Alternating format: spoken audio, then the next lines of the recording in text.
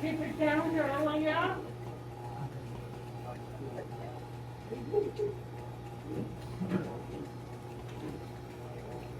I let it cool a little bit, then I slid the whole paper on the table to cool it faster.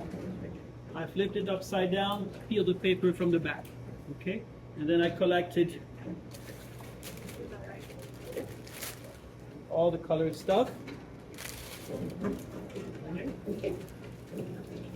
See, you have a it's a bit sticky on that side, and that's good. It's grabbing the skin, but we have an extremely soft sponge. Okay, put the paper on it.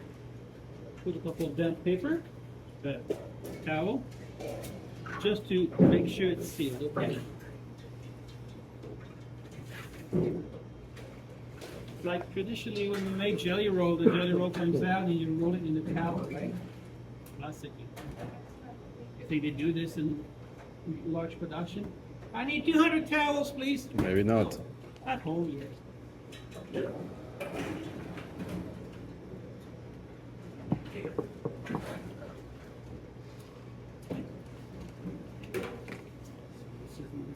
Right? It doesn't have last year.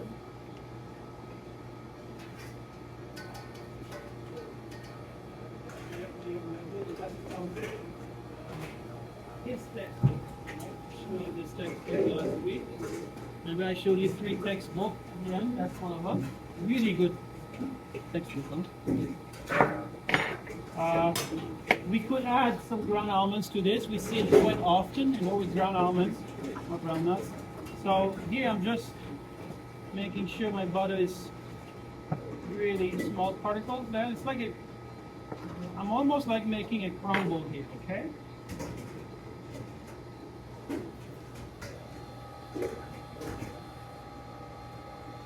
Don't forget it, because then it will turn into a dough without the eggs. Have you ever seen a dough that is made with cooked egg yolks?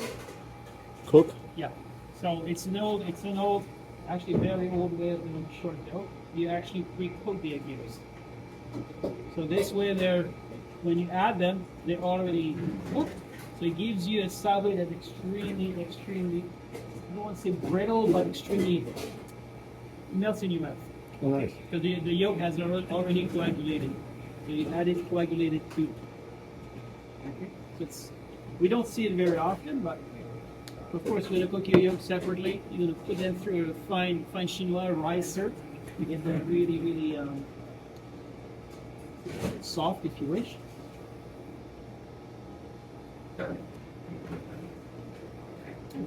And here is a term that we use in history. French, you don't use this term in English. It's called phrase. Phrase. Phrase, yeah. This is what they do. So you made the dough, it came out of the mixer, then you uniform everything. It's called phrase. This is how you have a very uniform dough.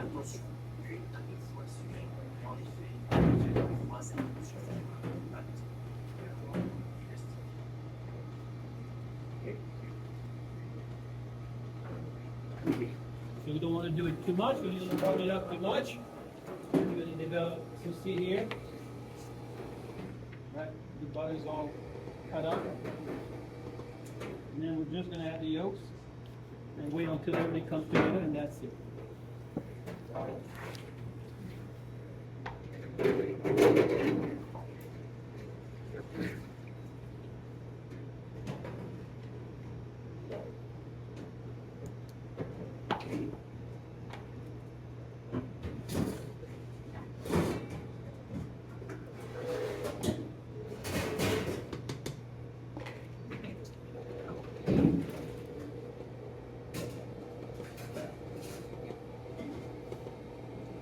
The problem sometimes when you do a creaming method, and you guys know that, you can actually overdo it, right? Over cream your butter, and your butter becomes really light and fluffy.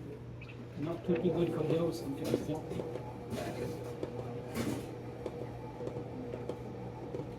we're just waiting until everything binds together.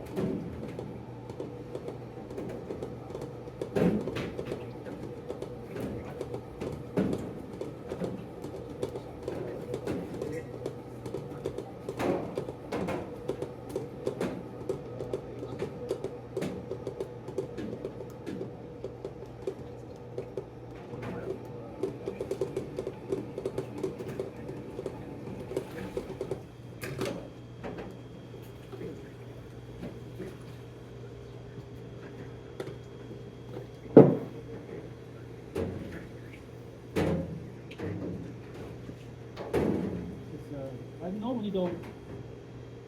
Sometimes I do it this way. What I see sometimes the students having to wait for the butter to cream and the yolk. Okay. Looking for some brush.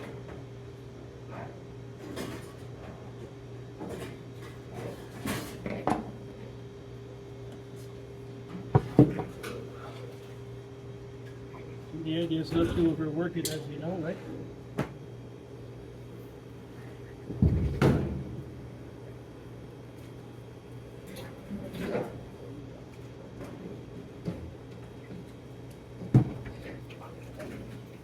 That's my dough there.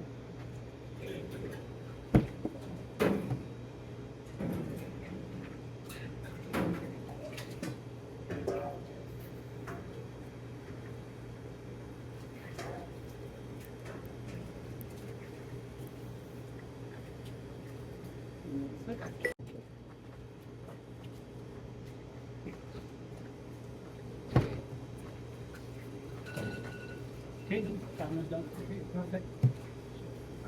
Just gonna use this here. So, table's ready.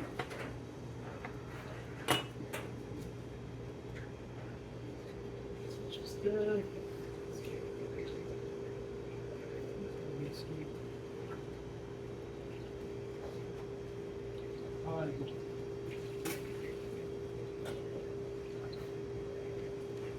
So we made it in teams of 2, however, divided it.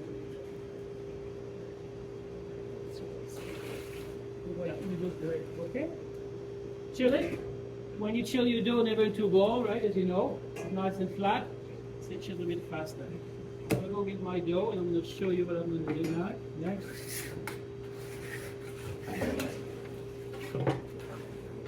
Now,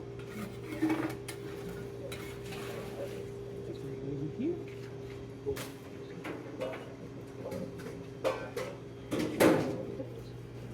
Then return it onto a baking tray to chill again. Okay, so that relaxes it. Perfect. It's a bit cold. We'll duck it. It's a bit too cold. Put it in the freezer.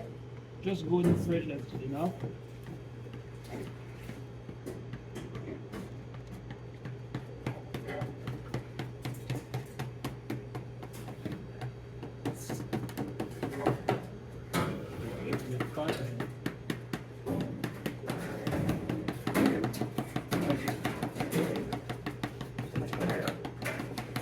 So you've seen these nuts before, right? They're being used more and more in the industry for soufflés, for sablés, shortdough, yeah, for whatever they even touch. Amazon, Temu, cheap, worth it in my opinion, and you get much better baking. Huh? So the dough had to relax and firm up.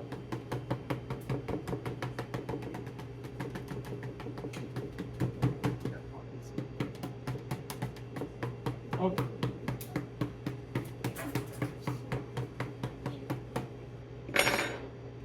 You take your template and you're going to take an 8-centimeter ring. Okay, that's going to be for your individual portion. So the thickness, 2 to 3 millimeter thick, okay? No thicker, please. Sorry, how thick? 2 to 3. 2 to 3, wow. Yes, 2 to 3.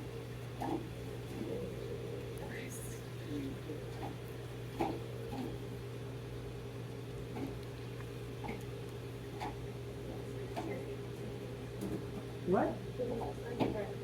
8 centimeters.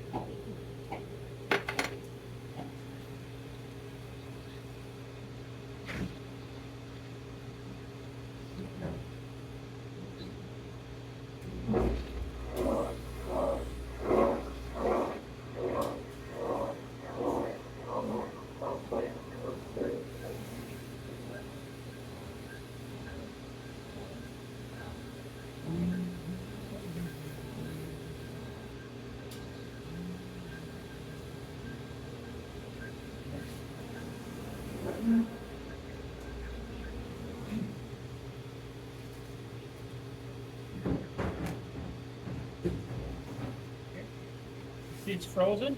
It won't get distorted. And that's it. Scraps you're gonna keep. Okay. I think we're gonna use them next week. If we don't, that's perfect. And it's gonna give me show the scraps that I can bake and make cookie crumbs out. One individual portion. Make two, okay? Make two, just in case you break one. You have a spare one. This one, make only one. Okay, we'll let it rest a little bit. I'm going to turn down the oven. The oven's too hot now, right? What should I make my shortdough at? What temperature? 160. Yeah, 150, 160. Don't go above that. Otherwise, it starts getting brown around the edges, but the center is still white or undercooked. Now, that's one of the, for me, anyways. When I look at tart shells, that's one of the first thing I notice here. We underbake all our tart shells. They don't have enough color. Bake it. We say cuire à cœur means bake it to the heart, all the way. So it shouldn't be golden just on the outside. It should be golden all the way through. Color is good. I know sometimes you want shortbread that have actually no or very low color, right? I understand that. But for me, for a tart shell, it's gotta be a nice golden color. Okay. All right, let's do this. Let's make the dough. Chill it. Then, in the meantime, we're going to work on the white chocolate cream.